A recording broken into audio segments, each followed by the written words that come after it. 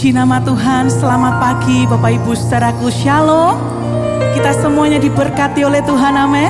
Yang diberkati oleh Tuhan, lambaikan tangan kita tinggi-tinggi, puji nama Tuhan. Dan Tuhan juga memberkati negeri kita tercinta Indonesia. Kita semuanya boleh ada sampai hari ini. Dan kami percaya Tuhan percaya Tuhan akan memberkati negeri kita, Tuhan akan memulihkan negeri kita, Tuhan akan memulihkan, memberikan kuasanya bagi setiap kita. Yang percaya lambaikan kedua tangan kita tinggi-tinggi, puji nama Tuhan. Kita buka hati kita bersama-sama Bapak Ibu saudaraku, dan bersatu hati kita akan berdoa menghampiri Tuhan. Kita bersyukur kepada Tuhan. Terima kasih Tuhan untuk kasih-Mu, untuk kemurahan-Mu, untuk kuasa-Mu dan penyertaan-Mu yang Kau berikan bagi setiap kami, khususnya bagi negeri kami tercinta Indonesia. Kami semuanya boleh ada sampai hari ini, semua karena kemurahan Tuhan, semua karena berkat Tuhan yang Tuhan limpahkan di dalam kehidupan kami. Kami bersyukur kepada Tuhan, dan biarlah pagi hari ini setiap kami boleh datang bersyukur, memuji dan menyembah Tuhan. Dan kami percaya Tuhan hadir di tengah-tengah kami. Terpujilah nama Tuhan, di dalam nama Tuhan Yesus. Yang siap menyembah Tuhan, sama-sama kita katakan amin. Buka hati kita bersama-sama Bapak Ibu saudaraku. Ku jadikan hati ini untuk kediaman-Mu.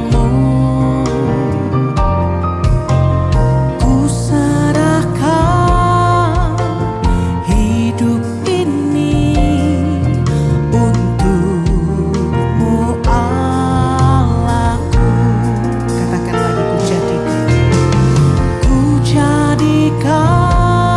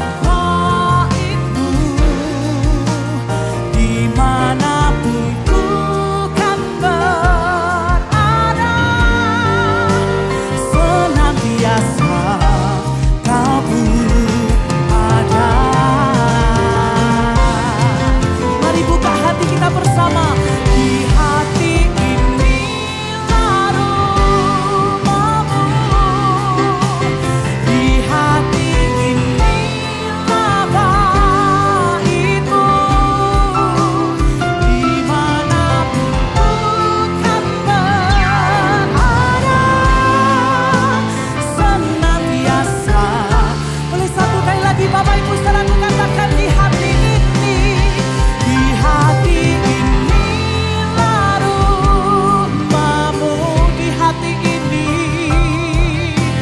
kami bagimu, dimanapun ku kan berada, senantiasa kau pun ada, dimanapun ku kan berada,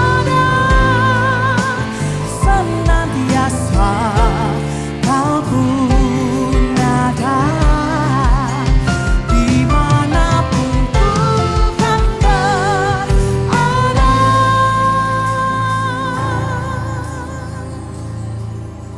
senantiasa kau pun ada.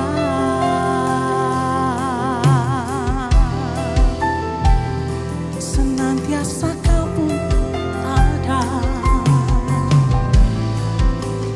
di mana kami berada, Yesus beserta kami, Engkau ada ya Tuhan. Oh mari sembah,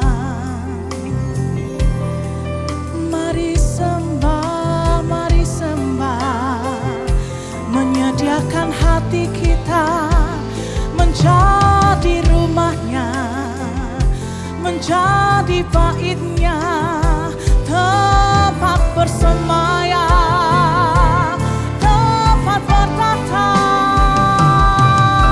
Tuhan kita. Oh Tuhan kita, Dia ada di sini, Dia bertata, Dia bersemayam, Dia bertata atas setiap pujian umatnya.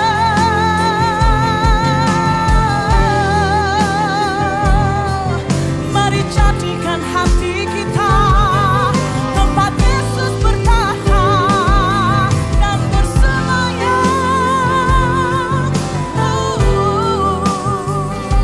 Kami percaya Kau beserta, Kau ada,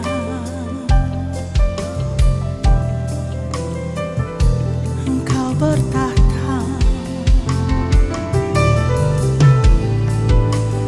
Kau bersemayam.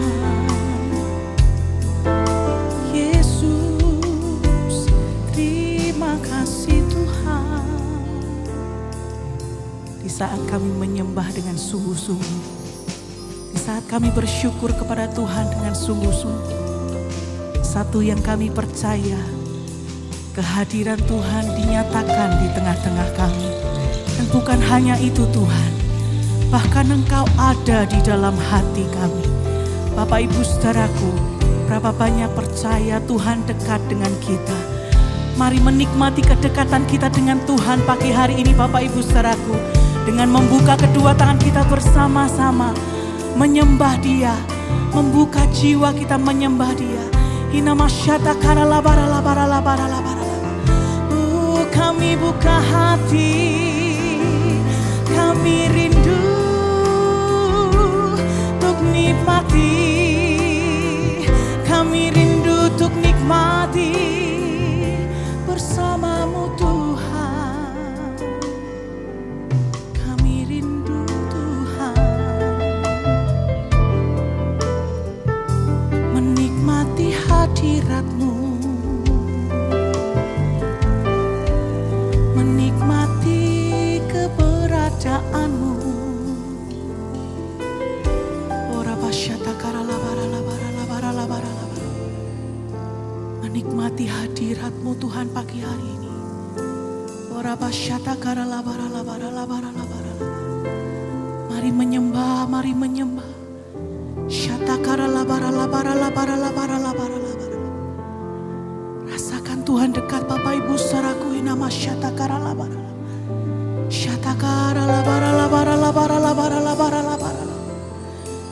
takara labara labara labar sikiara labara labara labar.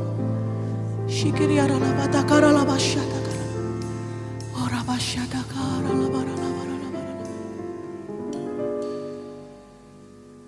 Ora bashatakara labara. Terima kasih Tuhan. Kau menyatakan dirimu di tengah-tengah kami. Dan Engkau menyatakan kemuliaan-Mu di tengah-tengah kami. Biar puji dan sembah kami menyenangkan hati-Mu. Terpujilah nama Tuhan.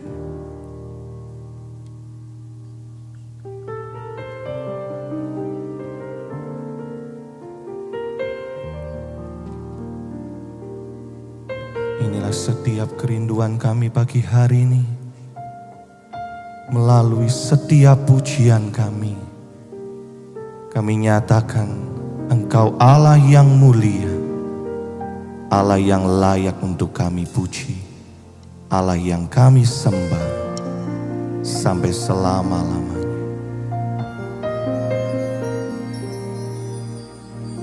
Mulia, mulia bagi anak domba.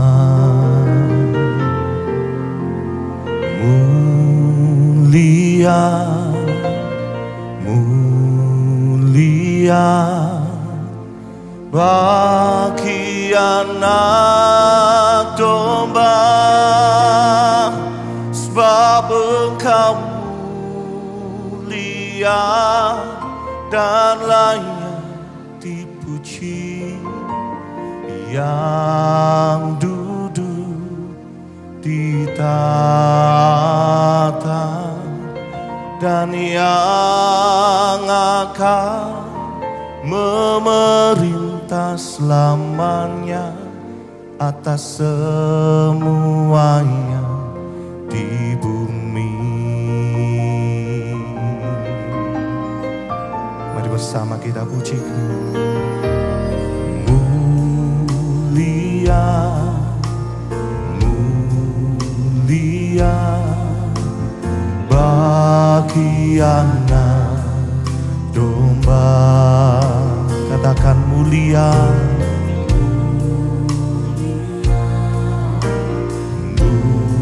mulia bagi anak domba, sebab Engkau mulia dan layak dipuji, yang duduk di tahta dan yang akan memerintah selamanya atas semua yang di bumi. Sebab Engkau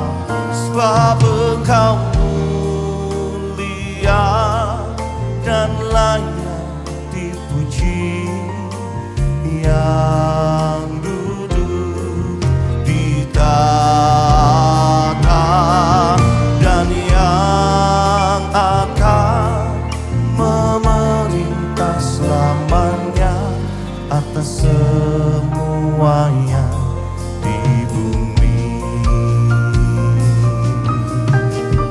Satu kali lagi kita pujikan, katakan mulia,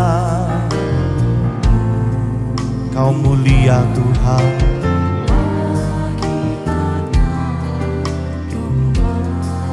Mulia,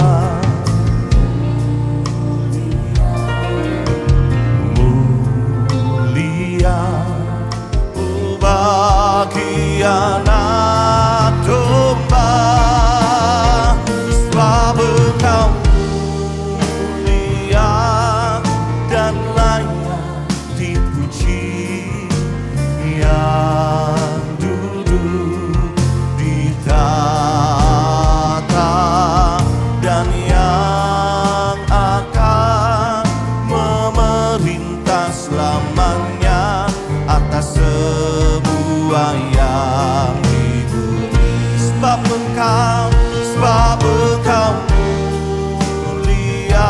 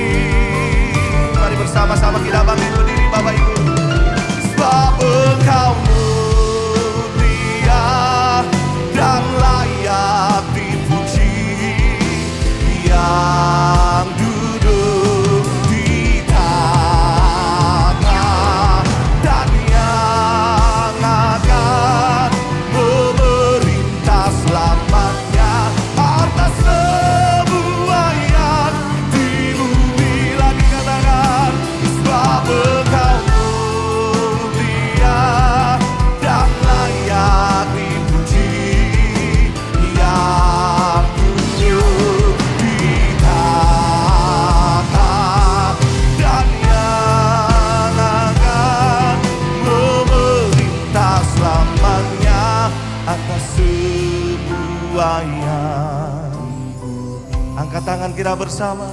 Sebab Engkau mulia,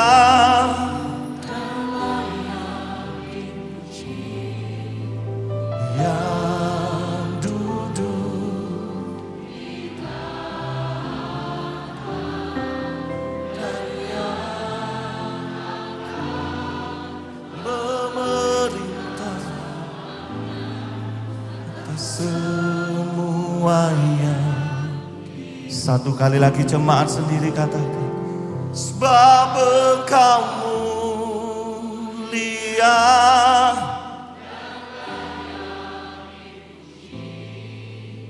yang duduk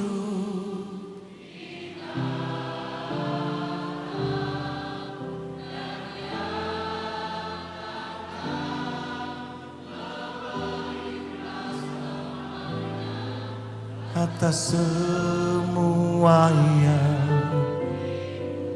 atas semuanya, atas semuanya di bumi. Lagi katakan, atas semuanya di bumi.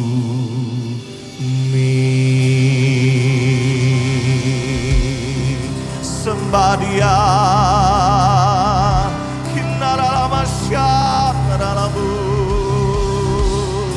kemuliaan bagimu. Sebab Engkau mulia,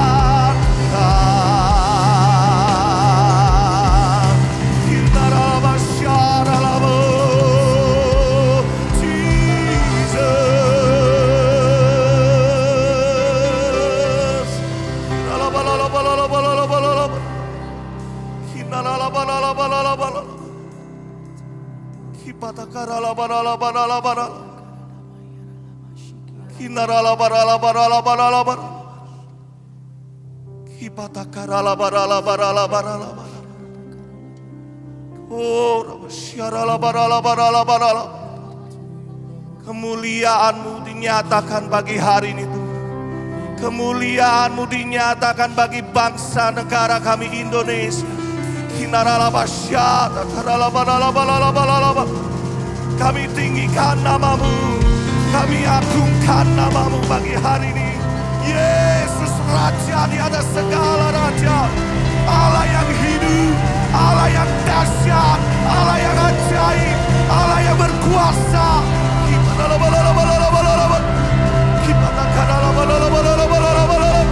Sembah, sembah, sembah, sembah Dia.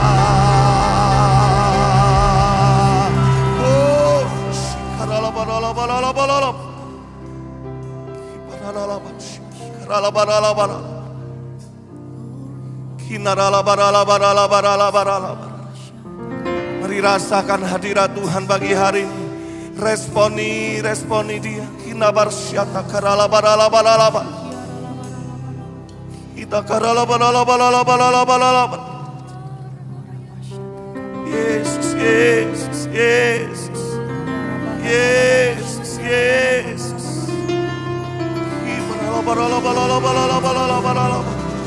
Mengalir setiap pujian kami kepadamu Tuhan. Yesus, nama-Mu yang dipuji. Yesus, oh, mengalir, mengalir, mengalir. Oh,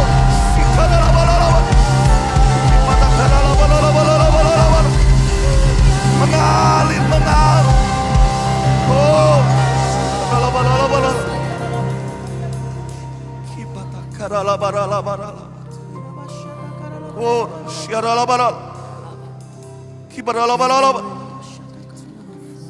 oh,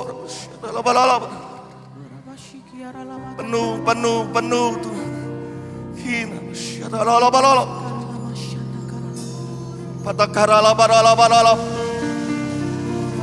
Yesus, Yesus, Yesus.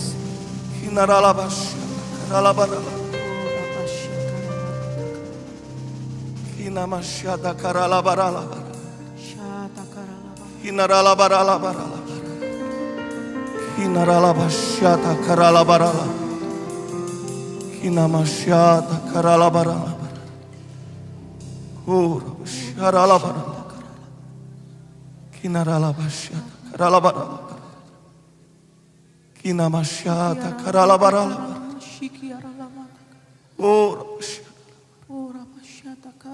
Kinamasyata karalabarala. Kinamasyata karalabarala. Kinamasyata karalabarala. Kinamasyata karalabarala.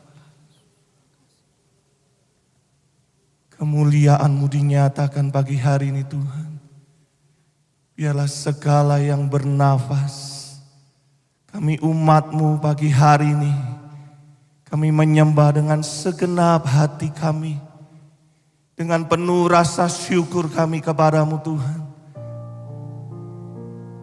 Sebab Engkau Allah yang mulia, Engkau Allah yang layak untuk kami puji. Kemuliaan-Mu nyata bagi kami, terkhusus bagi bangsa dan negara kami Indonesia hari ini Tuhan. Kami melihat Indonesia penuh dengan kemuliaan-Mu. Terima kasih Bapa, terima kasih Tuhan. Kembali angkat tangan kita tinggi-tinggi pagi hari ini Bapak Ibu Saudaraku. Pujikan lagu ini bersama-sama.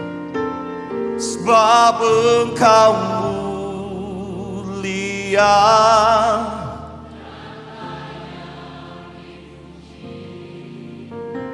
yang duduk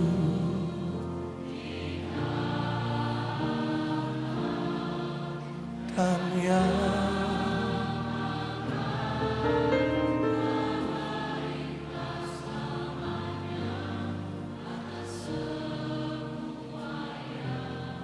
satu kali lagi tetap angkat tangan kita tinggi bagi Tuhan. Sebab Engkau mulia, kami bernyanyi bagi-Mu Tuhan.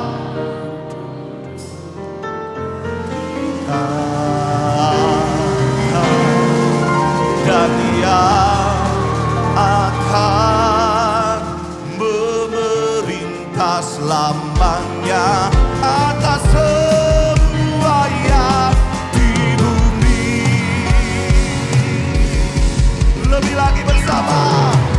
Sebab Engkau mulia dan layak dipuji, yang duduk di tahta dan yang akan memerintah selamanya atas semua yang di bumi.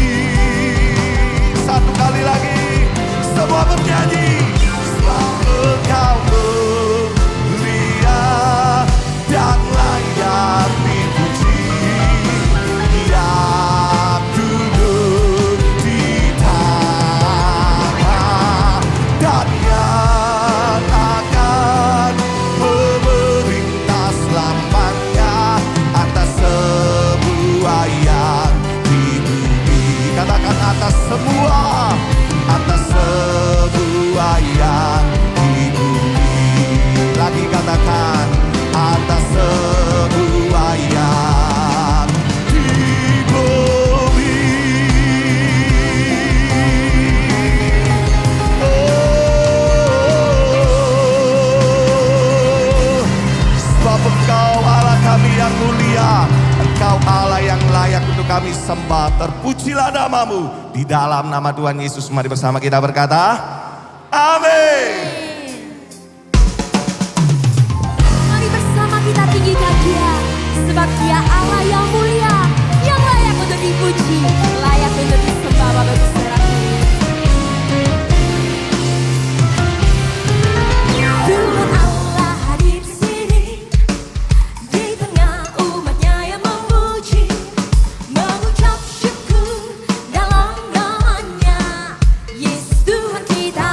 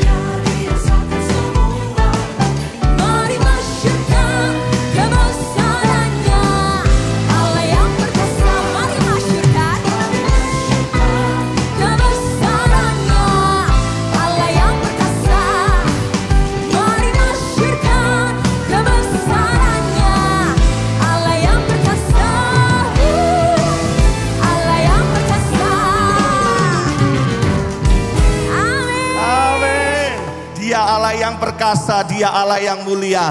Dan Dia hadir buat setiap kita pagi hari ini. Yang percaya lambaikan kedua tangan kita tinggi-tinggi. Mari bersorak-sorai lebih lagi bagi Tuhan kita pagi hari ini. Haleluya. Kau Allah yang layak kami sembah. Kau Allah yang mulia. Allah yang layak untuk kami puji Tuhan. Terpujilah namamu Bapa. Biarlah segala yang bernafas kami memuji Engkau. Sama-sama. Bumi sangkakala telah terdengar, umat pilihan Tuhan dipanggilnya. Sekaranglah waktunya, Tuhanlah waktu kita. Siapkan dirimu, sambut Sang Raja. 1, 2, 3, go. Allah mulia, Dia bertata di atas pujian. Umatnya dibenarkannya, kasih setianya untuk selama-lamanya. Abadi kuasanya, Allah mulia, Dia bertata di atas pujian. Umatnya dibenarkannya, kasih setianya untuk selama-lamanya. Abadi kuasanya. Bunyi sangkakala telah terdengar. Kami umat-Mu bangsa Indonesia, terima kasih Tuhan. Bunyi sangkakala telah terdengar, umat pilihan Tuhan dipanggilnya. Katakan, sekaranglah waktunya. Apa? Tuhanlah waktu kita. Siapkan dirimu. Siap. Kata dingin. Yo. Allah mulia, Dia bertata di atas pujian. Umatnya dibenarkannya, kasih setianya untuk selama-lamanya. Abadi kuasanya, Allah mulia, Dia bertata di atas pujian. Umatnya dibenarkannya, kasih setianya untuk selama-lamanya. Abadi kuasanya, Allah mulia, Dia bertata di atas pujian. Umatnya dibenarkannya, kasih setianya untuk selama-lamanya. Abadi kuasanya, Allah mulia. Boleh sambil tepuk tangan tinggi-tinggi semua. Umatnya dibenarkannya, kasih setianya untuk selama-lamanya. Abadi kuasanya, sambutlah siapa? Dialah Raja damai. Berkatnya telah dicurahkan berlimpah. Allah mulia, Dia bertata di atas pujian. Umatnya dibenarkannya, kasih setianya untuk selama-lamanya. Lagi yuk. Allah mulia, Dia bertata di atas pujian. Umatnya dibenarkannya, kasih setianya. Oh, semua. Allah yang mulia, Ia kami puja. Agung dan mulia. Semua tepuk tangan yuk. Oh, semua. Kau mulia, Ia kami puja. Agung dan mulia. Dan pagi hari ini kami mau bangkit, menyatakan kemuliaan dan kebenaran-Mu bagi bangsa kami. Mari Bapak Ibu sama-sama kata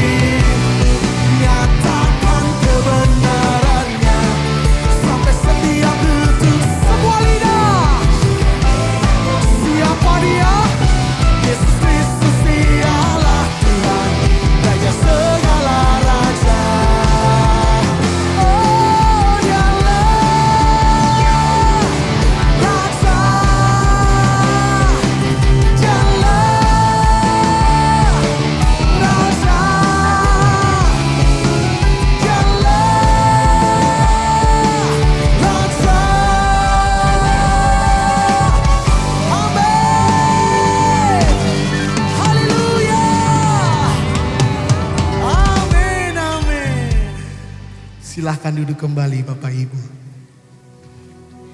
Ini yang menjadi doa kami Tuhan. Biar kami boleh menyatakan kemuliaan dan kebenaran-Mu. Jadikan setiap kami alat-Mu. Kami boleh menjadi garam dan terang di tengah-tengah negeri kami. Indonesia tercinta. Terpujilah nama-Mu ya Tuhan. Mari buka hati kita bersama-sama Bapak Ibu saudaraku. Kami berkumpul Tuhan di hadapan tahta-Mu.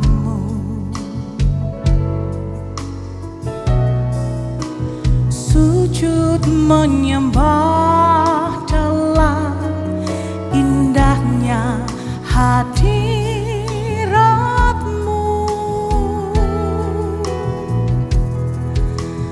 Kami rindu curahan kuasa Roh Kudus.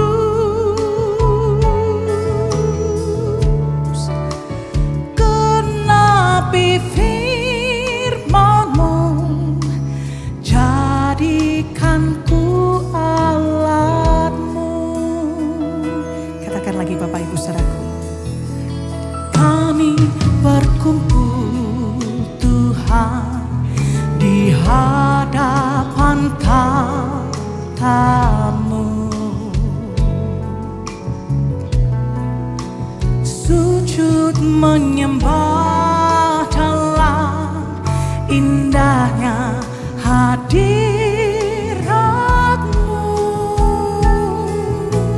Ini kerinduan kami. Kami rindu curahan kuasa Roh Kudus.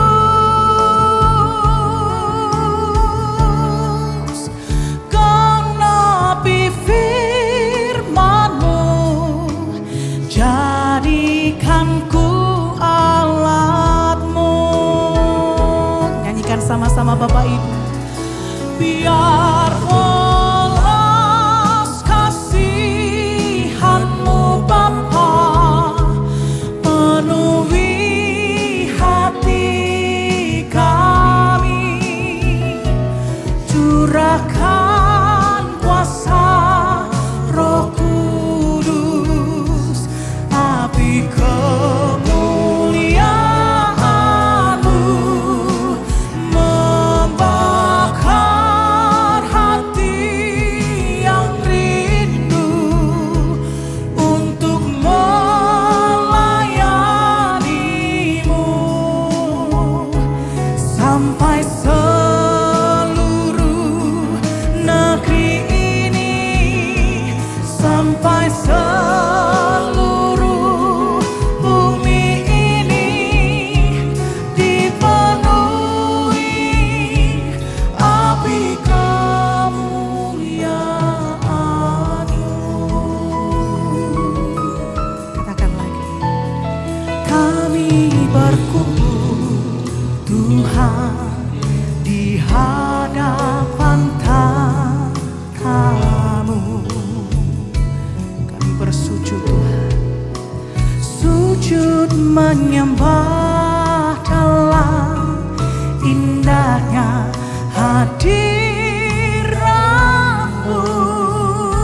Ini rindu kami Tuhan. Kami rindu curahan kuasa Roh Kudus.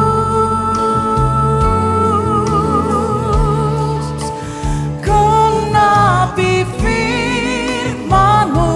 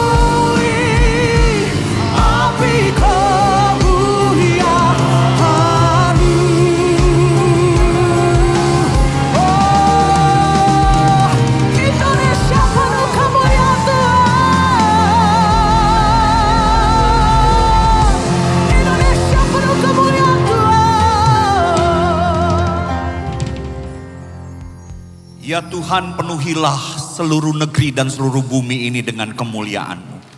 Dan kemuliaan-Mu seringkali Engkau nyatakan lewat kesaksian hidup dari umat-Mu yang telah Engkau tebus. Ketika penderitaan kesulitan melanda negeri kami, termasuk juga melanda setiap orang, baik kami yang percaya maupun yang tidak percaya. Namun ketika orang-orang yang tidak percaya melihat pengharapan kami, melihat keteguhan kami, ya Tuhan, disitulah lewat kesaksian kami Indonesia ini dipenuhi oleh kemuliaan-Mu karena hadirnya anak-anak Tuhan yang gagah perkasa di dalam setiap perkara. Tuhan, oleh karena itu kami perlu untuk selalu dibentuk oleh kebenaran firman-Mu. Dan hari ini hati kami terbuka untuk kebenaran firman-Mu. Berikan telinga dan hati seorang murid supaya firman-Mu dapat kami mengerti dan bahkan kami lakukan dalam hidup kami. Urapi hamba-Mu yang penuh kelemahan, penuh dengan kekurangan ini. Mampukan untuk bisa menguraikan firman-Mu dengan jelas. Berbicaralah Tuhan, kami anak-anak-Mu siap untuk mendengarkannya. Yang percaya sama-sama katakan amin. Beri kemuliaan bagi Tuhan kita. Silakan duduk saudara sekalian. Saudara, hari ini saya ingin mengajak saudara untuk merenungkan satu bagian dari firman Tuhan. Yakobus pasal 5 ayat 7 sampai 11. Saudara, saya percaya ketika dunia ini berjalan harus diakui hidup itu semakin sulit. Dan ketika kesulitan itu melanda saudara sekalian, baik yang percaya maupun kita orang percaya menghadapi tantangan yang sama. Namun saudara sekalian, sekalipun kita adalah orang minoritas, namun kalau Tuhan boleh memakai kita, orang-orang boleh melihat keperkasaan kita menghadapi tantangan bersama dengan Tuhan. Tuhan akan dipermuliakan lewat kesaksian kita. Karena itu kita butuh firman Tuhan. Mari kita buka Yakobus pasal 5 ayat yang ke-7 hingga ayat yang ke-11. Demikian firman Tuhan. Karena itu saudara-saudara, bersabarlah sampai kepada kedatangan Tuhan. Sesungguhnya petani menantikan hasil yang berharga dari tanahnya, dan ia sabar sampai telah turun hujan musim gugur dan hujan musim semi. Kamu juga harus bersabar dan harus meneguhkan hatimu karena kedatangan Tuhan sudah dekat. Saudara-saudara, janganlah kamu bersungut-sungut dan saling mempersalahkan, supaya kamu jangan dihukum. Sesungguhnya hakim telah berdiri di ambang pintu. Saudara-saudara, turutilah teladan penderitaan dan kesabaran para nabi yang telah berbicara demi nama Tuhan. Sesungguhnya kami menyebut mereka berbahagia, yaitu mereka yang telah bertekun. Kamu telah mendengar tentang ketekunan Ayub, dan kamu telah tahu apa yang pada akhirnya disediakan Tuhan baginya, karena Tuhan Maha Penyayang dan penuh belas kasihan. Saudara sekalian, saya adalah seorang pendeta yang bergumul di dalam dunia pendidikan. Ya, jadi walaupun dulu saya menjadi gembala sidang, sekarang saya mengurus yayasan, bergerak dalam dunia pendidikan. Ketika saya mengamati anak-anak yang dididik, ada satu kekhawatiran, saudara sekalian. Kekhawatirannya adalah begini, anak-anak kami kalau berbicara tentang IQ, mereka itu orang-orang yang hebat. Orang-orang yang cerdas. Anak-anak kami kalau berbicara tentang spiritual, saudara sekalian, mereka itu selalu dilengkapi. Karena setiap kurikulum yang kami buat harus berbasis dengan Alkitab. Atau kami menyebutnya BBI, Bible Based Integration. Jadi seluruh bahan ajar yang ada harus ditarik kepada Alkitab. Jadi kami sudah cukup memperlengkapi hal itu. Tetapi ada satu hal yang saya kekhawatiran, bahwa kalau IQ mereka baik, SQ mereka baik, yang saya amati justru yang lemah adalah apa yang disebut sebagai EQ atau Adversity Quotient. Apa itu Adversity Quotient, saudara? Yaitu adalah satu kemampuan untuk bertahan dan bangkit dari kesulitan. Nah, ini adalah satu hal yang penting. Karena apa? Hal ini adalah nilai yang perlu untuk ditanamkan, karena kecerdasan ini adalah bekal yang penting untuk melangkah di dalam jalan hidup yang terjal, yang mungkin akan jauh lebih sulit dihadapi oleh generasi kita yang berikutnya. Tetapi saudara sekalian, harus saya akui sebagai orang yang bergerak dalam dunia pendidikan, saya mengamati realita menunjukkan kecerdasan ini tengah mengalami satu kemerosotan. Sehingga perlu untuk dibangkitkan kembali demi terbentuknya generasi yang tangguh di masa depan. Saudara, saya melihat minimal ada dua hal yang membuat kemampuan EQ ini menjadi menurun. Apa yang menyebabkan? Yang pertama, saudara sekalian, harus diakui kita hidup di dalam dunia yang membentuk mental instan bagi kehidupan generasi kita. Kita hidup di dalam budaya yang serba cepat, dengan satu klik semua tersedia, dengan satu swipe semua juga tersedia. Kita terbiasa untuk mendapatkan hasil tanpa satu proses yang panjang dibanding generasi sebelumnya. Maka hal ini saudara sekalian akibatnya membentuk satu daya juang yang menurun dan kemampuan untuk menghadapi rintangan yang menjadi lemah di dalam generasi tersebut. Ini yang sangat menakutkan. Akibatnya saudara sekalian, hal ini membuat mereka itu menjadi orang-orang yang mudah menyerah, mudah stres, kemudian mudah angkat tangan ketika menghadapi satu rintangan. Permasalahan lainnya yang saya amati juga, makin minimnya pengalaman anak-anak ini menghadapi kesulitan nyata di dalam dunia mereka.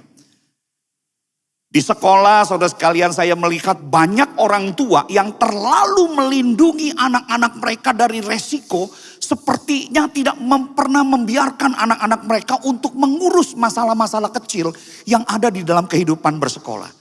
Bayangkan, kalau pola asuh itu seperti ini, akibatnya ketika mereka dewasa dan harus menghadapi konflik pernikahan, harus menghadapi yang namanya konflik kerja, harus menghadapi yang namanya kegagalan proyek yang mereka buat, mereka akan mudah panik karena mereka tidak terbiasa menyelesaikan masalah mereka secara mandiri. Maka itu mau tidak mau, untuk mengatasi hal ini, kami harus terus berjuang apa? Untuk melakukan latihan kepada anak-anak untuk menghadapi tantangan-tantangan secara langsung dalam hidup mereka. Kita harus membiasakan diri di dalam anak-anak, membiasakan anak-anak kita itu untuk melihat satu kesulitan sebagai satu peluang untuk belajar. Kita juga harus mengembangkan ketekunan dan keberanian mengambil resiko di dalam diri anak-anak ini. Dengan demikian, saudara sekalian, anak-anak ini ke depannya akan menjadi generasi yang bukan hanya cerdas secara akademik, tetapi mereka juga tangguh menghadapi gejolak-gejolak kehidupan. Nah, sebenarnya saudara sekalian, Tuhan pun sama memperlakukan kita seperti satu sekolah di tengah kehidupan kita. Tuhan ingin saudara sekalian EQ yang ada di dalam diri kita, kehidupan rohani kita menjadi EQ yang kuat. Sehingga ketika kita menghadapi tantangan, menghadapi kesulitan, kita boleh maju menjadi seorang yang tidak pernah putus asa dan bahkan muncul sebagai pemenang-pemenang yang bisa mempengaruhi kehidupan orang-orang di sekitar kita. Maka itu sekalipun Tuhan dapat saja mensterilkan hidup saudara dari segala permasalahan. Bisa, Dia Tuhan yang maha kuasa. Tetapi saudara sekalian, di dalam kondisi seperti ini terkadang penderitaan yang sekalipun Tuhan dapat sterilkan, justru Tuhan seringkali mengizinkannya. Untuk apa? Untuk membentuk generasi kerajaan yang gagah perkasa, yaitu saudara dan saya. Saudara, kalau kita melihat ini yang terjadi di dalam kehidupan umat Tuhan dalam perikop yang kita baca. Penerima surat Yakobus ini adalah para jemaat-jemaat Kristen yang sebagian besar berasal dari kalangan orang Yahudi yang tersebar di dalam berbagai wilayah-wilayah yang ada. Yang pada saat itu harus diakui mereka menghadapi tekanan yang berat dalam kehidupan iman mereka.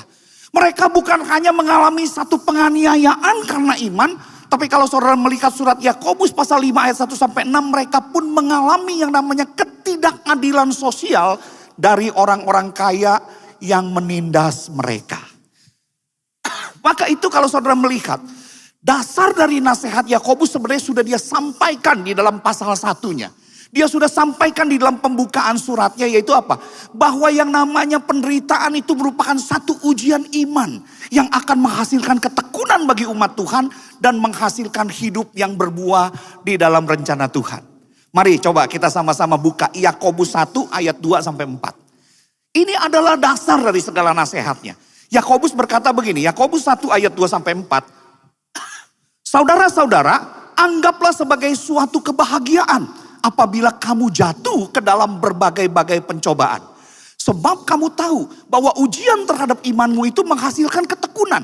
Dan biarkanlah ketekunan itu memperoleh buah yang matang. Supaya kamu menjadi sempurna dan utuh dan tidak berkekurangan suatu apapun. Jadi kalau saudara lihat sebenarnya Yakobus ingin mengatakan, ingat loh hai umat Tuhan yang sedang menderita. Tuhan tidak pernah membiarkan penderitaan itu terjadi untuk menghancurkan kita. Nggak pernah.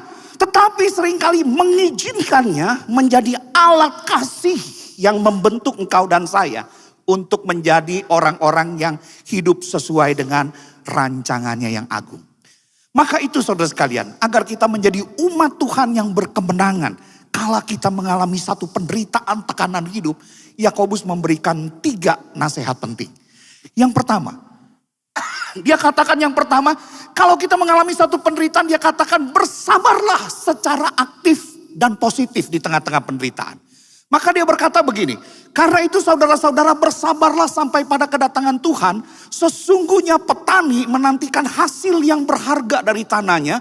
Ia sabar sampai turun hujan musim gugur dan hujan musim semi. Bersabar. Saudara, dalam Alkitab kata bersabar ini ditulis di dalam satu bentuk yang artinya bukan sekedar tidak cepat marah.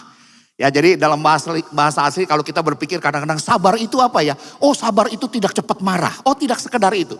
Dalam bahasa aslinya ditulis bukan sekedar sabar itu tidak cepat marah artinya. Tapi juga yang namanya disebutkan memiliki hati yang panjang.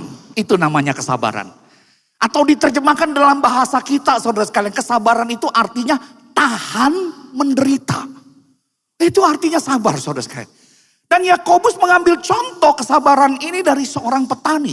Yang merupakan gambaran yang sangat hidup bagi orang-orang Yahudi yang hidup di abad pertama itu. Saudara, mereka tahu dalam hidup seorang petani yang menabur dan akan menuai, mereka sangat bergantung pada hujan awal yang terjadi itu sekitar Oktober sampai November. Dan bergantung juga pada hujan akhir yang terjadi sekitar Maret sampai April. Itu adalah musim yang biasa terjadi di dalam kehidupan mereka. Dan saat itu saudara sekalian belum ada teknologi irigasi yang canggih seperti zaman sekarang. Maka mau tidak mau mereka hanya bisa menunggu dengan sabar dan berharap pada waktu yang Tuhan tetapkan. Kapan hujan itu hadir? Jadi Yakobus seakan-akan ingin memakai ilustrasi ini untuk mengajarkan bahwa penderitaan orang percaya itu pun memiliki musim yang Tuhan kendalikan di tangan Tuhan. Waktu kita mengalami penderitaan, punya musim-musim dalam kehidupan kita. Tuhan itu adalah pengendali atas musim itu. Mereka diajak bersabar untuk menjadi seperti seorang petani yang menanti musim hujan awal dan hujan akhir itu dengan satu keyakinan bahwa Tuhan pasti akan menepati janjinya sesuai dengan waktunya.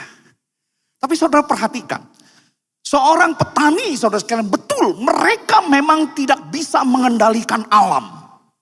Mereka tidak bisa mengendalikan hujan. Tetapi seorang petani sejati pasti akan tetap menyiangi tanamannya, memagari tanamannya, memupuk tanamannya yang ada di dalam ladangnya dengan setia. Sampai musim itu terjadi dalam segala kerja kerasnya.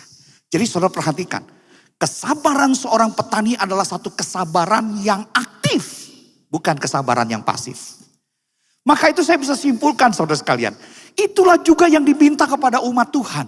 Kesabaran umat Tuhan kala menderita itu bukanlah kesabaran yang bersikap pasif atau pasrah. Bukan, wah menderita udah pasrah aja, enggak.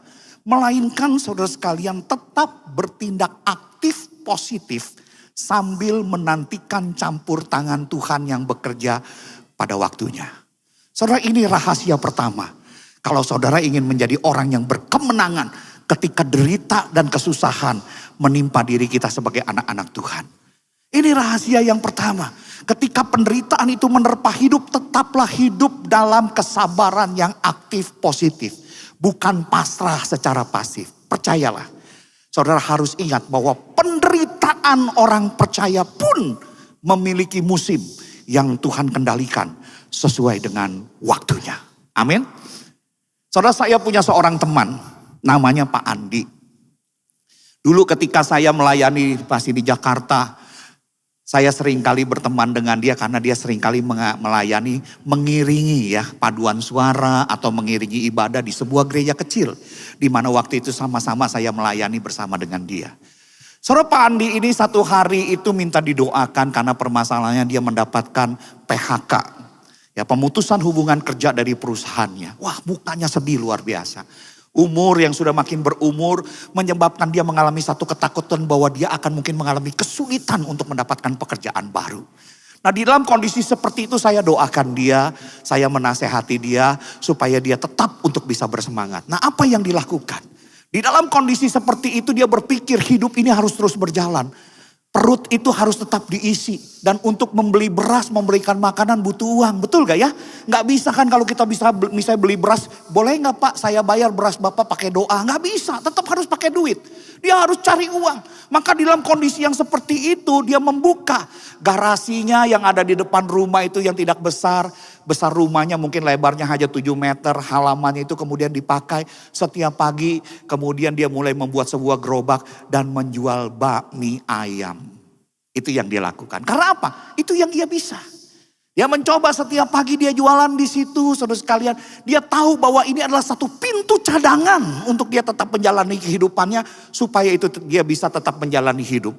Nah di dalam kondisi seperti itu istrinya juga membantu dia. Mereka berjualan hanya ada satu meja kecil di situ. Mereka berpikir gak apa-apalah asal mereka bisa makan cukuplah. Maka tidak heran siang-siang kok Andi ini selalu pergi. Cari pekerjaan yang lain ya. Melamar kemana-mana tidak diterima. Akhirnya karena dia juga senang dengan bangunan.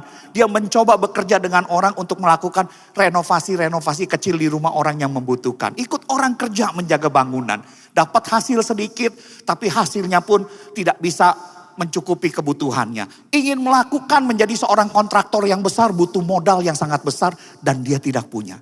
Jadi setiap pagi dia jualan bakmi pagi-pagi, agak siang dia pergi cari kerjaan, orderannya melihat bangunan yang bisa dia lakukan untuk bisa mendapatkan tambahan uang. Tidak berhenti sampai di situ kelihatannya melaksanakan bangunan agak terhambat. Pintu yang dia pikir akan menjadi pintu utama berikutnya itu seakan-akan mulai tertutup kembali. Dia coba lagi bangun satu usaha. Pergi belajar kepada ibu-ibu yang apa saudara sekalian. Yang biasanya itu nyabutin tulang bandeng. Jadi berusaha cari beli bandeng di mana dan pengen jual satu waktu bandeng cabut duri. Dia belajar tuh cara cabut durinya. Sampai sudah tahu bandengnya itu beli di mana. Tetapi ketika mulai mau dijalani hampir rasanya bisa ditempuh tertutup lagi. Tapi ya tetap setiap pagi dia jualan bakmi. Tapi yang anehnya saudara sekalian ya. Ketika lamar kerjaan pintu yang dia pikir pintu utamanya akan menjadi pintu kehidupan berikutnya itu tertutup. Coba untuk bekerja di bangunan pintu itu pun tertutup. Coba untuk jualan bandeng cabut duri pintu itu pun tertutup. Yang anehnya saudara sekalian, Tuhan itu suka bercanda. Kedai bakmi yang menjadi pintu cadangan yang tidak terlalu dianggap untuk kehidupannya, Tuhan berkati. Makin lama saudara sekalian orang yang beli bakmi di situ makin rame. Maka akhirnya dia harus mencari pegawai dan kemudian mulai mengerjakan itu sampai istrinya pun kerepotan. Maka mau tidak mau dia harus turun tangan di situ. Dia harus berjualan bakmi bersama istri dan mulai improve bakminya itu. Makin lama saudara sekalian bakmi itu makin terkenal. Dan saudara sekalian itulah yang terjadi. Beberapa waktu saya pergi ke Jakarta, diajak saya makan, dia cerita, dia sharing. Saya datang ke rumahnya saudara sekalian. Wah saya turut bersuka cita. Rumahnya yang dulu biasa-biasa saja sudah dibangun dengan lebih baik. Dalamnya itu tertata dengan begitu rapi, model minimalis yang indah. Bahkan ketika saya masuk ke dalamnya di tempat ruang keluarga saya menemukan beberapa alat musik yang dia sudah beli. Ada keyboard, ada biola, saudara ada saksofon, ada apa. Wah dia senang sekali dengan alat musik supaya bisa melayani Tuhan. Dan dia bisa beli dan saya tahu barang-barang itu bukan barang murah. Saudara. Itu barang-barang yang mahal. Nah saudara sekalian kemudian dia berkata kepada saya, itulah Pak Fri yang saya bingung. Saya berusaha membuka pintu-pintu kehidupan saya dengan segala apa yang saya mampu saya bisa. Tapi justru Tuhan memberkati saya lewat pintu cadangan yang semulanya saya tidak terlalu anggap. Dan hari ini kalau Tuhan tidak mendorong saya dan memaksa saya jualan bakmi Pak Fri. Tidak ada hari ini. Saya bisa melayani Tuhan, membeli alat musik, melayani dia. Bahkan saya bisa pergi keliling ke luar negeri begitu ya. Kadang-kadang dengan begitu santainya karena banyak orang yang sudah mengerjakan kerja kedai bakminya. Saudara ini yang terjadi. Itu Tuhan kita. Tuhan kita itu memang aneh saudara sekalian. Dia Tuhan yang berkuasa. Kalau dia sudah membuka satu pintu untuk memberkati seseorang, saudara tidak ada tangan manapun yang akan mampu menutup pintu itu. Dan ini yang dialami oleh Ko Andi. Sampai akhirnya dia kemudian berkata, lewat pengalaman itu saya percaya, saya punya Tuhan yang maha besar dan Tuhan yang maha baik. Yang mampu untuk memberkati sesuai dengan waktunya. Amin. Kasih tepuk tangan buat Tuhan kita. Saudara, itu Tuhan kita. Maka itu saudara sekarang ketika engkau menghadapi satu penderitaan, bersabar seperti seorang petani. Saudara, saya setuju dengan perkataan seorang motivator yang bernama Joyce Meyer. Dia pernah mengatakan begini, kesabaran bukan sekedar menunggu, tetapi juga menjaga sikap baik sambil menunggu. Itu kesabaran petani. Waktu kita menghadapi satu penderitaan dan kesulitan, itu adalah satu bagian dari perjalanan hidup dan pembentukan rohani kita. Dan di dunia yang menuhankan kesuksesan instan ini, iman Kristen memanggil kita untuk bersabar secara aktif. Apa itu bersabar secara aktif? Saudara, bersabar secara aktif adalah merawat harapan kepada kebaikan Tuhan. Dengan tindakan-tindakan positif yang konsisten, meskipun hasilnya belum terlihat. Karena Tuhan punya waktunya sendiri, karena Tuhan punya caranya sendiri untuk memberkati kepada siapa Dia ingin memberkati. Jangan pernah lupa, saudara. Waktu engkau mengalami itu, engkau punya Tuhan yang bukan hanya Tuhan yang maha kuasa, tapi juga Tuhan yang maha baik. Yang punya rancangan yang baik dan damai sejahtera bagi hidupmu yang hidup dan hidupku. Maka itu saudara sekalian, kalau hari ini engkau kehilangan pekerjaanmu, jangan diam. Jangan berhenti untuk mengirim lamaran kerja. Dan sambil menunggu itu saudara sekalian, lakukan apa yang bisa engkau kerjakan dengan kemampuan yang engkau miliki. Mungkin hanya bisa jualan bakmi seperti Ko Andi. Mungkin hanya bisa bikin nasi uduk. Tetapi saudara sekalian, ketika engkau tekun untuk melakukan itu, kadang-kadang pintu cadangan itu bisa Tuhan ubah menjadi satu pintu utama bagi kehidupanmu yang lebih besar, yang lebih luas untuk memberkati engkau. Kalau hari ini engkau merasa proyek dan karyamu mentok, jangan mengeluh, melainkan terus upgrade dirimu. Upgrade skillmu, bangun kembali dengan cara-cara yang baru, tidak seperti cara yang lama. Mungkin Tuhan sedang mempersiapkan ada satu waktunya di mana proyekmu ini mungkin akan dipakai oleh satu investor yang lebih besar bagi kehidupanmu. Terus bertekun dalam hal itu. Jadi jangan pasrah, tapi bertindak aktif dan positif di dalam kesabaran. Kalau hari ini pernikahanmu mungkin dingin dengan suami atau dengan istrimu, jangan menyerah saudara sekalian. Lakukan tindakan yang aktif dan positif, luangkan waktu untuk quality time bersama dengan pasanganmu tiap pekan. Saya pernah memberikan nasihat kepada seorang yang mengalami hal yang sama. Dia bilang, iya Pak, saya ikuti nasihat Bapak, bikin quality time. Tapi setiap minggu kalau ada quality time, kami itu berdebat dan ujungnya berantem. Terus gimana Pak? Nah saya bilang, itu salahnya kamu. Kamu tidak ngerti kok tujuan utama di dalam berkeluarga. Saudara, di dalam berkeluarga hidup dengan pasangan, kita dipanggil bukan untuk memenangkan debat. Betul? Kita dipanggil untuk memenangkan hati pasangan kita. Jadi dengarkan dalam quality time itu. Jangan berdebat. Apa yang menjadi harapan pasanganmu, coba lakukan dengan apa yang kamu bisa. Dengan tekun seperti petani. Satu waktu kamu akan lihat. Ketika hati itu sudah dimenangkan dan dua hati itu sudah bersatu, saya akan katakan ketika engkau hidup rukun, saya mau katakan ke tengah-tengah keluarga yang hidup rukun, kesanalah Tuhan memerintahkan berkat.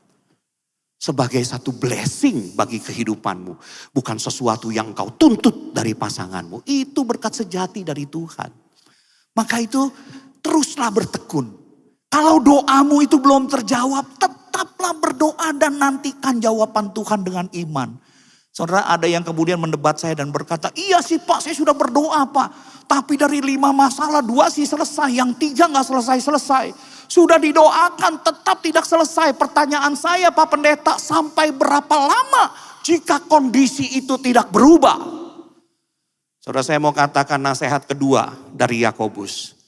Yakobus memberikan nasihat, ketika engkau mengalami hal itu, teguhkan hatimu hingga kedatangan Tuhan. Itu yang dikatakan Yakobus. Yakobus berkata dan mengingatkan jemaat, kamu harus bersabar dan harus meneguhkan hatimu karena kedatangan Tuhan sudah dekat.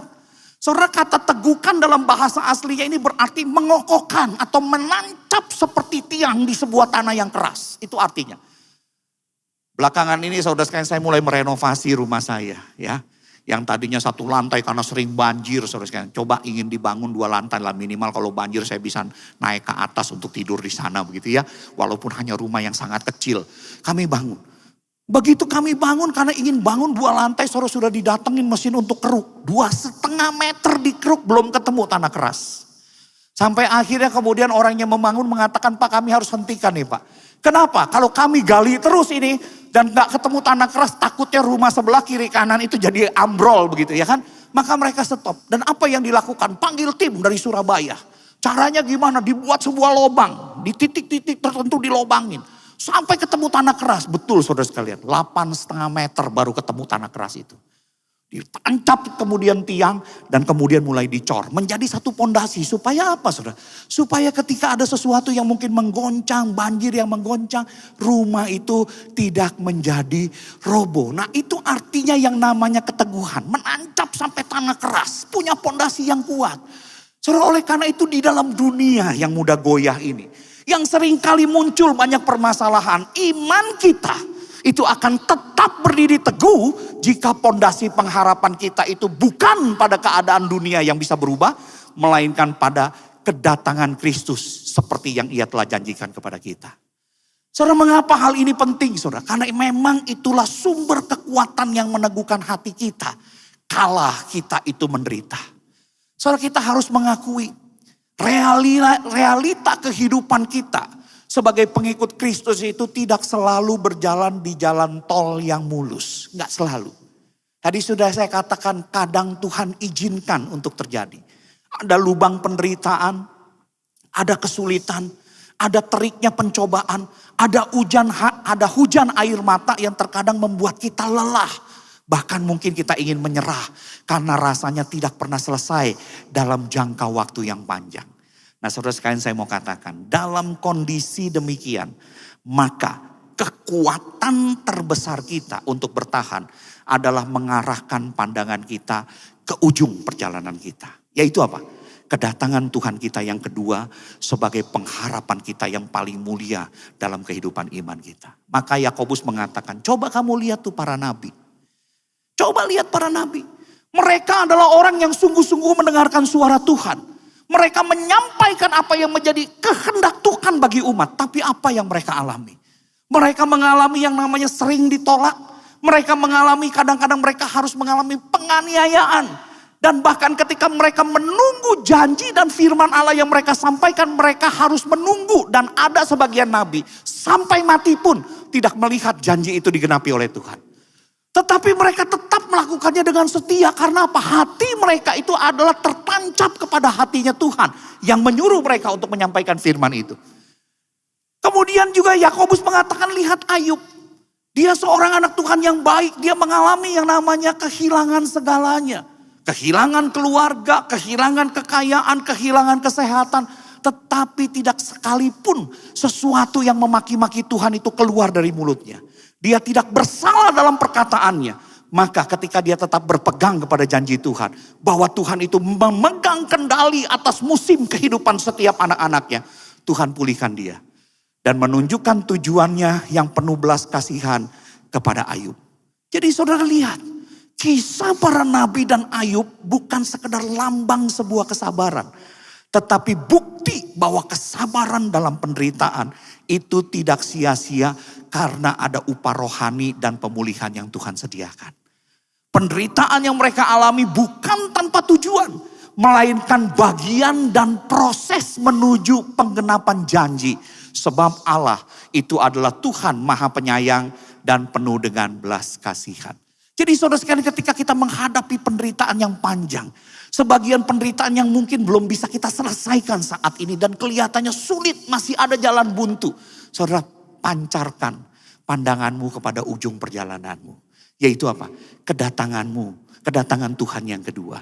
Kita diajak melihat lebih jauh hingga ke sana. Yaitu datangnya Tuhan kita kedua. Saudara, ketika setiap detik kita bertahan dalam iman di tengah penderitaan. Sesungguhnya kita sedang mendekatkan hati kita kepada momen paling agung dalam perjalanan iman kita. Yaitu apa? Saat Kristus Tuhan kita datang kembali dalam kemuliaannya. Saudara bayangkan, Kalau Tuhan itu datang kembali, oh saudara sekalian, kita bisa melihat semua air mata yang mengalir hari ini akan dihapus oleh tangan Tuhan sendiri. Yang berlubang paku yang mengatakan, nah segala penderitaan yang kau alami, itu pun pernah aku alami. Dan karena engkau setia, masuk dalam kebahagiaan yang telah aku sediakan. Saudara, itu yang akan Tuhan berikan kepada kita. Semua ketidakadilan, semua penghakiman yang dihakimi kepada diri kita secara tidak adil akan diadili oleh hakim yang agung, yaitu Yesus sendiri. Semua sakit, kehilangan dan juga pergumulan akan diganti dengan sukacita dan kemuliaan yang tidak terkatakan oleh Yesus sendiri. Karena itu Yakobus mengatakan, ketika engkau menghadapi satu penderitaan yang panjang, teguhkanlah hatimu dan jalanilah hidup imanmu sambil melihat hingga ke ujung perjalananmu. Kebahagiaan yang Tuhan sediakan bagimu. Maka disitulah engkau akan diberikan kekuatan. Saudara, saya punya seorang teman juga. Di sekolah saya ada seorang driver yang bekerja sebagai driver, namanya Mas Andri, begitu ya. Dia seorang driver yang baik, bekerja untuk yayasan kami, melayani sekolah kami. Saudara, dia adalah suami dari seorang istri yang adalah hamba Tuhan sebenarnya. Melayani di gereja kecil, gereja yang sederhana, maka untuk kehidupannya tentu dia membutuhkan topangan. Di mana sang suami ini harus mencari nafkah bagi kehidupan mereka. Saya sangat kagum karena apa saudara sekalian? Jam kerja kami itu 6:30 pagi sampai jam 4 sore. Mas Andri ini selalu hadir ya, menjadi sopir, kadang dia nyetirin saya, kadang dia juga beresin mobil saya, kadang-kadang dia harus mengantar siswa-siswa kalau ikut pertandingan. Dia selalu konsisten dengan jam kerjanya ini. Tetapi saudara sekalian yang lebih hebat, sesudah pulang kerja jam 4, dia kemudian melakukan pekerjaan lain yang kedua, yaitu menjadi orang yang seringkali melakukan servis AC dan pemasangan AC. Itu yang dia lakukan. Maka itu saudara sekalian, saya bisa membayangkan dalam tubuhnya, dalam dirinya pasti ada kelelahan. Kulitnya hitam, tangannya kasar dan kadang-kadang kotor. Bahkan saya juga pernah lihat dia bekerja itu di terik matahari dan juga hujan saat memasang atau membetulkan AC yang ada di rumah saya. Kadang saudara sekalian, kalau dia sedang membenarkan AC itu sendiri, dia tidak membawa mobilnya penuh dengan peralatan, tapi membawa sepeda motor. Yang membuat saya kagum saudara sekalian, sepeda motor itu bisa berisi peralatan AC yang luar biasa ya. Ada yang namanya tabung freon, ada yang namanya tangga yang tinggi, dan lain-lain sebagainya saudara sekalian, itu bisa diikat di dalam sebuah sepeda motor yang kecil. Sampai saya berkata, luar biasa sepeda motor ini bisa membawa peralatan yang demikian banyak. Dan saudara itu yang dilakukan. Kadang dia kerja dari sore sampai malam untuk hal itu. Pernah satu kali saudara sekalian ketika mengantar saya ke airport. Saya tanya sama dia begini. Mas Andri, tidak lelah toh dan tidak kesel toh dengan kerja keras tiap hari seperti itu. Saudara sekalian, dia tersenyum dan dengan mata berbinar menjawab saya. Dia berkata begini, lelah Pak, tapi setiap kali pulang, lihat anak saya yang sehat, lihat istri saya itu tersenyum sambil menyiapkan makan malam. Rasanya Pak Fri, semuanya terbayar. Wow, saya kagum, dia kata. Rasanya semuanya terbayar. Dan setiap saya merasa lelah Pak Fri, dia katakan saya selalu ingat untuk siapa saya bekerja. Dan saya memikirkan saat saya pulang ke rumah nantinya. Itulah yang selalu memberi saya semangat dan kekuatan tiap hari. Saudara perhatikan. Hal seperti ini juga yang sebenarnya Tuhan ingin tanamkan di hati kita. Supaya ketika penderitaan itu menerpa kita, hati kita itu tetap terarah pada kedatangannya. Kita tahu kesetiaan yang kita lakukan, sekalipun permasalahan tidak selesai, satu waktu Tuhan akan hargai pada waktu kedatangannya. Saudara perhatikan, dari sini kita belajar saudara sekalian.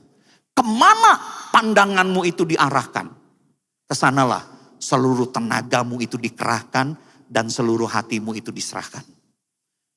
Kalau engkau bisa memandang sampai kedatangan Tuhan, kesanalah seluruh potensi dirimu, tenagamu engkau kerahkan dan hatimu engkau serahkan untuk menyenangkan hati Tuhan. Saudara, karena itu saudara-saudara sekalian yang terkasih, jika mungkin hari ini jiwamu lelah, hatimu terluka, atau matamu berlinang air mata, saya mau katakan teguhkan hatimu sampai ke ujung perjalanan imanmu, yaitu kedatangan Tuhan yang kedua. Ingat saudara sekalian, masalah kita mungkin sampai kita mati ada beberapa yang tidak selesai. Tetapi saudara sekalian, saya mau katakan, Tuhan menilai kemuliaan hidup kita bukan dari keadaan kita, melainkan dari kesetiaan kita untuk berespon terhadap keadaan itu. Maka itu saudara sekalian, ketika masalah itu belum selesai, terus pandang kedatangan Tuhanmu. Teruslah berjalan di jalan menuju kemuliaan itu dengan mata yang tertuju pada kedatangan Tuhan yang kedua itu. Sang pengharapan kita yang mulia. Maka dalam hidup ini, sekalipun kita mengalami tekanan, mengalami penderitaan, mari saudara-saudara sekalian, kita hidup di dalam ketaatan. Kita belajar selalu taat, menjadi hamba yang setia, bekerja dan berbuat baik sementara Tuhan kita itu belum datang. Ketika kita ada masalah, kita tekun seperti petani dan melakukan apa yang kita bisa seperti untuk Tuhan, bukan untuk manusia. Saudara, ketika kita ada hidup dalam ketaatan seperti itu, masalahnya mungkin tidak bisa selesai sampai kita mati. Tapi ketaatan kita, kesetiaan kita, Tuhan akan nilai sebagai suatu prestasi di dalam kehidupan kita. Ketika kita mengalami hal-hal yang menekan kita, mungkin kita bisa tergoda untuk melakukan hal-hal yang curang. Tetapi kalau kita memandang kepada kedatangan Tuhan, kita harus belajar untuk hidup di dalam kekudusan. Mari kita sucikan diri kita untuk bersiap menyambut kedatangan Dia, Tuhan yang Maha Kudus. Dan juga ketika kita menjalani hidup di tengah penderitaan ini, hiduplah di dalam pengharapan. Sebab apa? Setiap kali beban terasa berat, arahkan pandanganmu ke langit dan berkata, Tuhan, segeralah datang. Saudara, saya mau katakan, ketika Tuhan menemukan kita setia dalam hal-hal itu, maka keadaan yang mungkin dianggap gagal menurut pandangan dunia, karena tidak selesai dalam kehidupan kita, saya mau katakan satu waktu akan diproklamirkan Tuhan dalam kemuliaan bagi dirimu di sorga. Karena apa? Tuhan nilai kesetiaannya, bukan masalah keadaannya. Maka itu saudara sekalian, bangkitkan sudut pandang yang mengarah sampai kepada kedatangan Tuhan. Dan yang ketiga, Yakobus itu mengatakan, kalau engkau ingin menjadi orang yang bisa berkemenangan di tengah penderitaan yang mungkin Tuhan izinkan terjadi, bersihkan dirimu dari racun bersungut-sungut. Yakobus dengan tegas mengatakan begini, saudara-saudara, janganlah kamu bersungut-sungut dan saling mempersalahkan, supaya kamu jangan dihukum. Sesungguhnya hakim telah berdiri di depan pintu. Saudara, kata bersungut-sungut ini artinya satu kata yang menggerutu, merintih, mengeluh. Itu artinya dalam bahasa aslinya.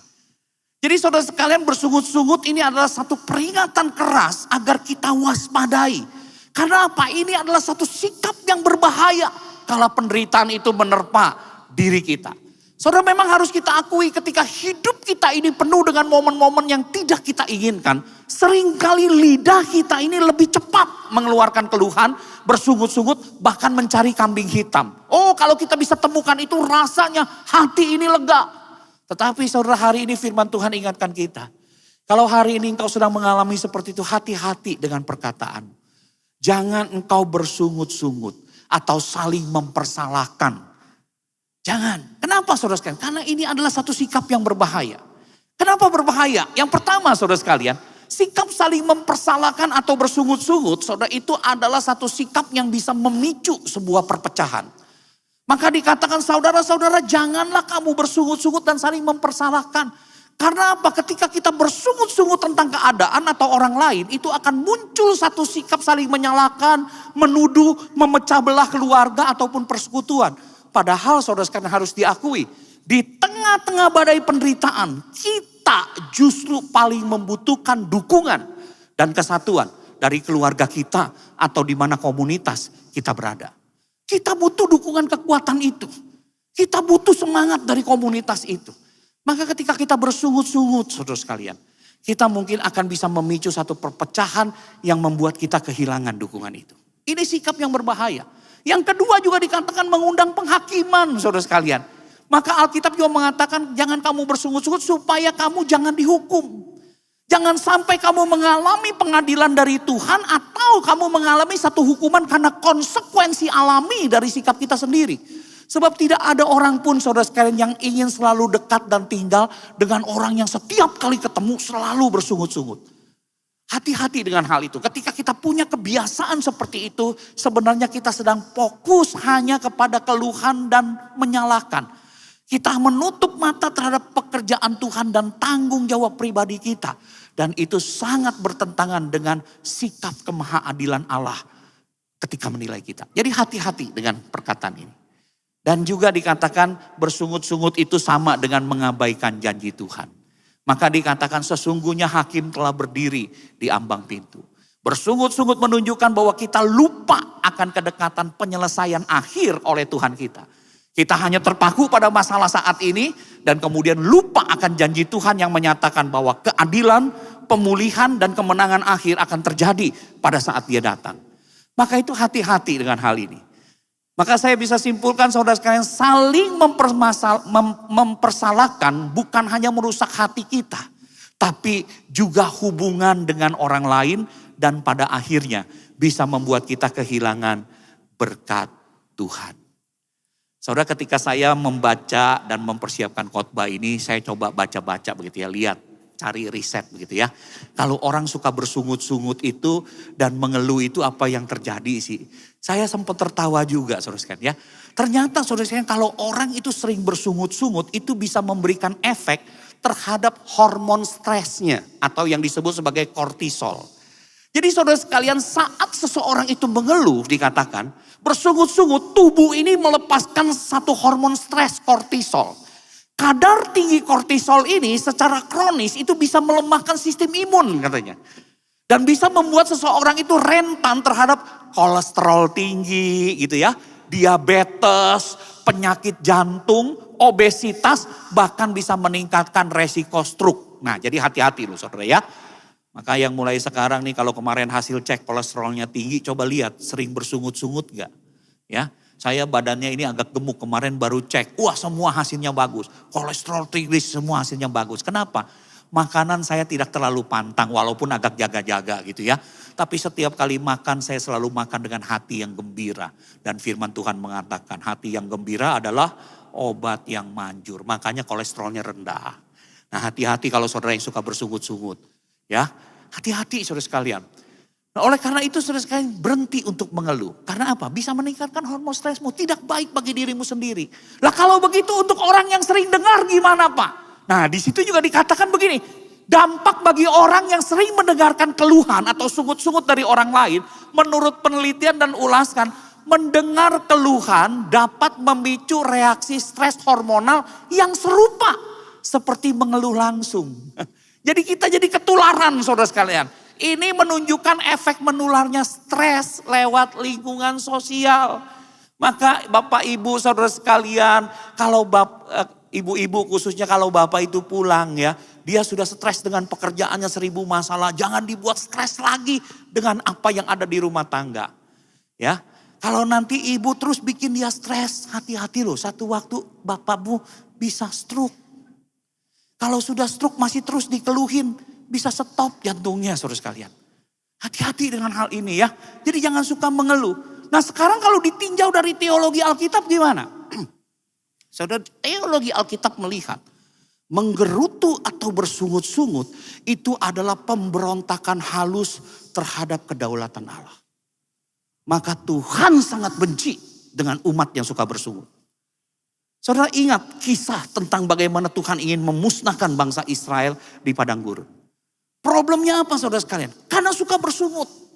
Satu generasi Tuhan bawa dari Mesir melihat bagaimana laut itu terbelah. Melihat bagaimana Tuhan menyelamatkan mereka dengan cara yang ajaib. Tapi ketika mereka sudah hampir masuk ke tanah Kanaan, mereka bersungut-sungut di hadapan Allah. 12 pengintai dikirim untuk mengintai tanah itu. Yang 10 bilang di sana orang-orangnya seperti raksasa. Kita gak mungkin bisa masuk ke sana. Kita pasti mati kalau berperang sama mereka.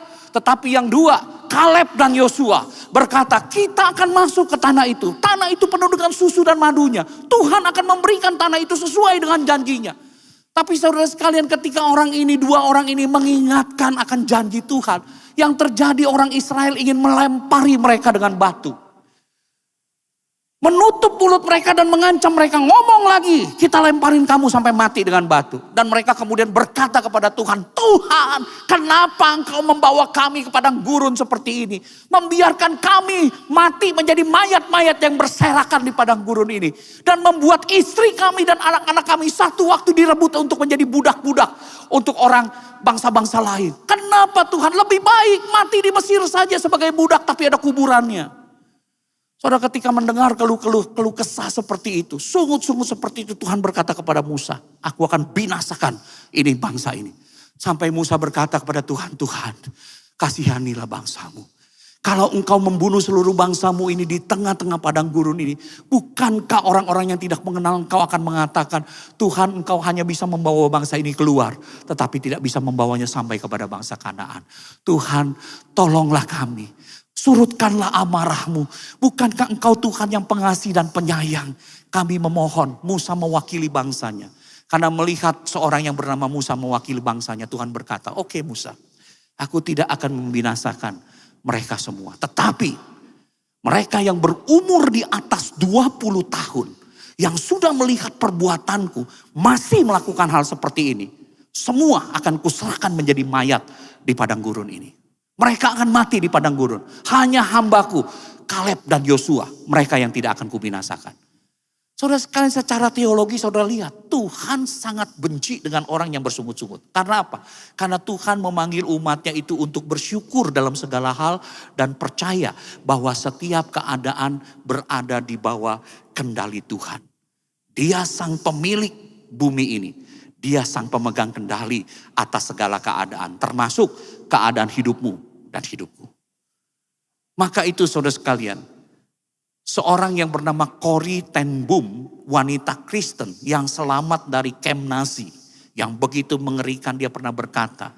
Dia alami penderitaan yang begitu menakutkan. Dia berkata begini. Mengeluh tidak akan mengubah situasi hidup kita. Gak akan. Tetapi ketika engkau berdoa dan melakukan ucapan syukur, itu pasti akan mengubah hatimu dan hatiku di dalam menghadapi situasi. Membuat hati kita ini menjadi lebih kuat, menjadi lebih yakin, menjadi lebih berpengharapan ketika kita berdoa. Maka itu saudara sekalian, jangan biarkan keluhan mencuri damai sejahtera hidupmu. Kalau hari ini masih ada beberapa permasalahan yang harus kau selesaikan, mari ganti sungut-sungut dengan ucapan syukur. Saat keinginan bersungut itu muncul, paksa diri untuk menemukan satu hal yang masih bisa disyukuri sekecil apapun. Misalnya terima kasih Tuhan hari ini masih bisa bernafas. Terima kasih Tuhan hari ini masih ada secangkir air minum ini untuk aku nikmati. Bersyukur kepada Tuhan. Karena apa saudara sekalian? Karena ucapan syukur itu mengalihkan fokus kita dari kondisi kekurangan kepada kebesaran sang penyedia kehidupan, yaitu Tuhan. Itu kuasa dari bersyukur. Mari kita ganti saudara sekalian sungut-sungut itu dengan doa yang jujur. Kalau engkau memang merasa berat, tidak apa berdoa kepada Tuhan. Tuhan, aku ini sedih. Aku ini menderita. Aku ini rasanya tidak kuat. Katakan kepada Tuhan dengan jujur rasa sakitmu, ketakutanmu, kekecewaanmu. Seperti Ayub, seperti Daud. Mereka juga pernah mengatakan. Dan waktu engkau berdoa, sesungguhnya saat itu engkau sedang mengalihkan fokus dari masalah yang besar kepada Allah yang maha besar. Di mana engkau bergantung kepadanya. Mari saudara sekalian kita ganti sungut-sungut dengan tindakan positif. Daripada menyalahkan keadaan, menyalahkan orang lain, tanya kepada diri kita. Apa yang bisa aku lakukan untuk memperbaiki situasi ini? Sekecil apapun tindakan itu. Tanya kepada diri. Atau saudara sekalian tanya kepada orang yang mengalami masalah juga, bagaimana aku bisa membantu orang lain yang juga sedang mengalami penderitaan. Oh saudara sekalian, tindakan aktif positif ini akan mengalihkan fokus dari keluhan menjadi satu solusi dan sebuah pelayanan. Mari kita buang kebiasaan untuk bersungut-sungut seperti nasihat firman Tuhan. Ingatkan kepada diri kita, Kristus sudah hampir tiba.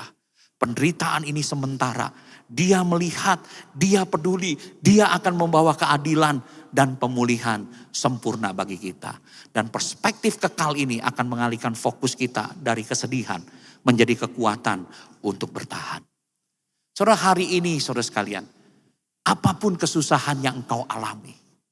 Firman Tuhan mengajarkan kita, jangan kehilangan semangat dan pengharapan. Saudara harus ingat, engkau punya Tuhan yang berkuasa, yang memegang kendali atas hidupmu dan hidupku. Dia Tuhan yang maha kuasa yang selalu bekerja di balik layar untuk mendatangkan kebaikan dan kemuliaan bagi kita. Karena rancangannya bagi anak-anaknya adalah rancangan yang penuh dengan damai sejahtera. Saudara, kita harus percaya bahwa ketika kita mengalami penderitaan, kalau itu adalah izin dari Tuhan, sesungguhnya Tuhan sedang menyusun pasal raksasa untuk kebaikan kita. Sekalipun hari ini mungkin kita hanya memegang dan melihat satu keping pasal yang suram di tangan kita. Tapi percaya, di balik semua pasal yang kita hanya pegang segenggam ini yang suram, Tuhan sedang membuat satu gambar yang luar biasa untuk mendatangkan kebaikan bagi engkau. Karena dia bukan hanya Tuhan yang berkuasa, yang mampu memberikan apa yang ia mau, tapi juga dia Tuhan yang maha baik, yang selalu akan memberikan yang baik bagi anak-anaknya. Amin. Kasih tepuk tangan buat Tuhan kita. Itu Tuhan kita. Maka itu saudara sekalian, hari ini ketika engkau duduk di bangku ibadah ini, Tuhan ingatkan kita satu hal penting dalam firman-Nya. Seluruh yang tadi saya uraikan mungkin saudara bisa lupa, tapi yang satu ini gak boleh lupa. Kalau perlu dipotret. Saudara, firman Tuhan hari ini mengingatkan kita. Orang percaya akan memiliki ketahanan yang kokoh dalam penderitaan. Jika memiliki kesabaran aktif, berakar pada kedatangan Yesus kembali, dan menjalani hidup dengan tidak bersungut-sungut. Maka itu mulai hari ini, apapun yang kau alami, bersabarlah secara aktif positif. Seperti petani menantikan hujan, taburlah terus tindakan-tindakan yang aktif positif dalam hidupmu. Jangan berhenti. Yang kedua, teguhkan hatimu hingga kedatangan Tuhan. Dia pasti datang kembali dan semua penderitaan yang kau alami akan digantikan dengan kemuliaan. Dan yang ketiga, bersihkan racun bersungut-sungut. Di mana krisis keluarga dan gereja harus saling menguatkan. Saudara sekalian, bukan untuk saling menyakiti. Waktu kita mengalami itu, jadilah keluarga yang saling menguatkan, bukan saling menyakiti. Saya percaya, kalau hal-hal ini nasihat firman Tuhan kita lakukan dalam kehidupan kita, Tuhan akan dipermuliakan dalam hidup kita. Hidup kita itu akan menjadi satu contoh, satu teladan yang memberkati mungkin orang-orang yang tidak mengenal Tuhan, yang mengalami penderitaan juga.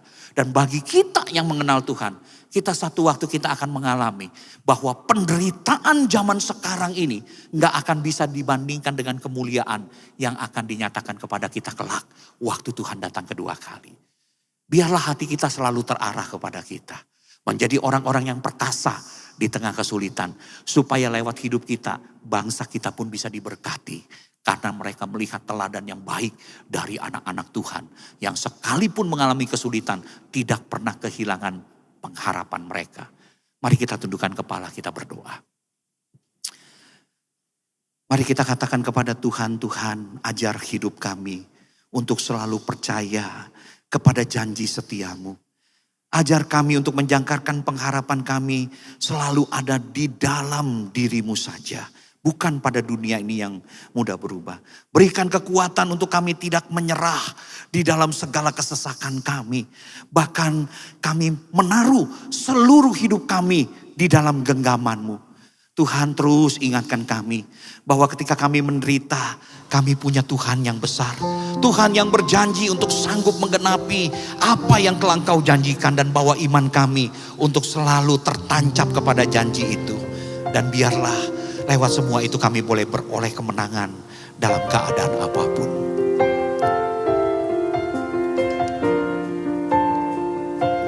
Ku hidup karena percaya Kau yang berjanji setia. Pengharapanku selalu ada di dalam-Mu. Biarlah pujian ini boleh menjadi doa kita. Ku tidak akan menyerah meski dalam kesesakan.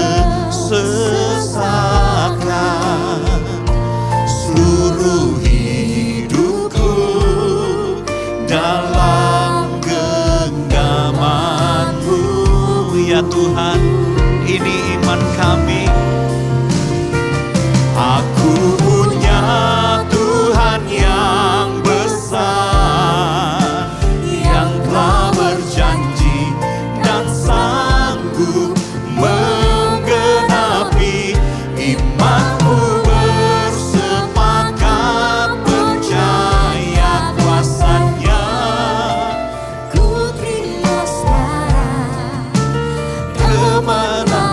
bersama kita bangkit berdiri. Kita katakan ku tak akan menyerah Tuhan. Ku tidak akan menyerah meski dalam kesesakan. Seluruh hidupku dalam genggaman-Mu.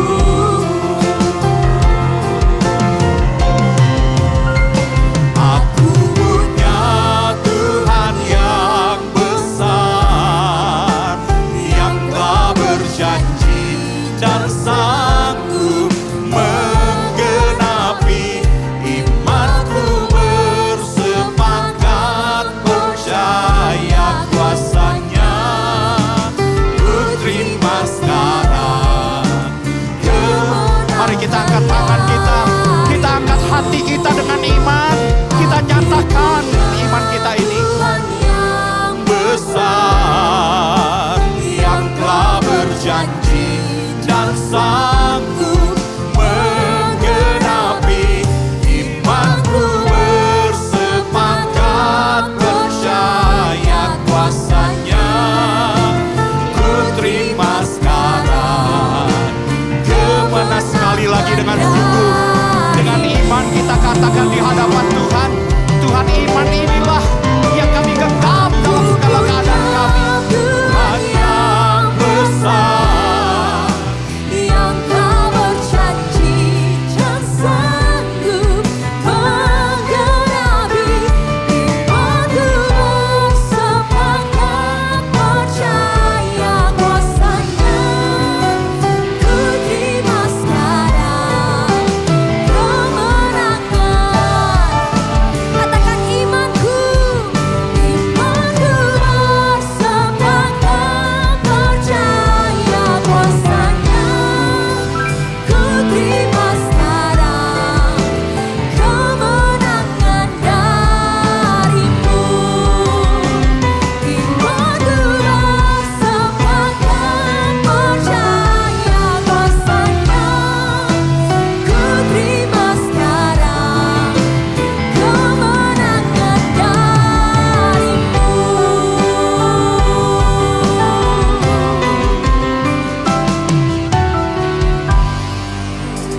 Kami sungguh bersyukur Tuhan untuk firman yang sungguh memberkati hidup kami. Dan biar kami terus percaya kepada Tuhan. Kami punya Tuhan yang besar. Tuhan yang sanggup memberikan kemenangan dalam hidup kami. Dan di siang hari ini Tuhan, kalau kami mendapat kesempatan untuk kami boleh memberikan yang terbaik. Kami rindu memberi dengan ketulusan hati kami. Karena kami mengasihi Tuhan.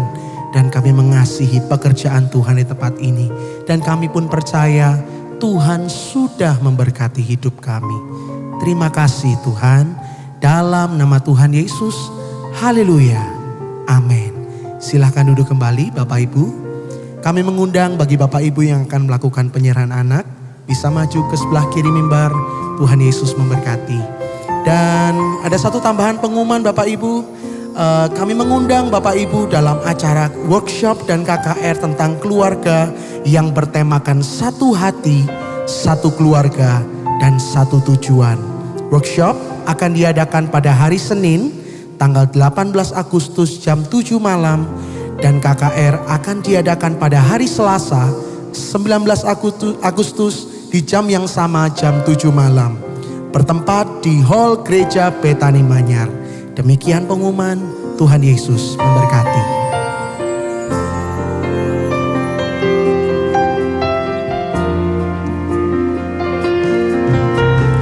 Ku datang ya Bapa dalam kerinduan, memandang keindahan-Mu. Ku berikan segalanya, semuanya yang ada. Ku ingin menyenangkan hati-Mu, oh Tuhan. Ku datang ya Bapa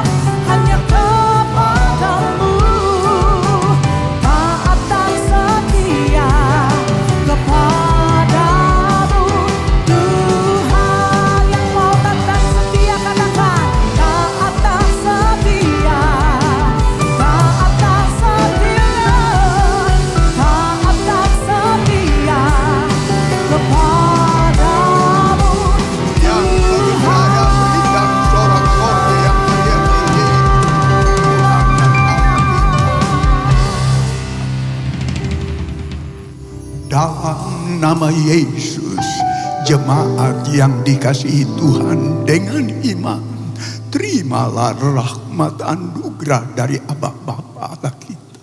Kasihnya dalam Yesus, kekuatan kuasanya dalam rohnya yang kudus turun melimpah atas kita semua untuk menaungi, membimbing, menyertai dan memberkati sepanjang hari ini. Maranatha, Yesus datang bahkan sampai selama-lamanya.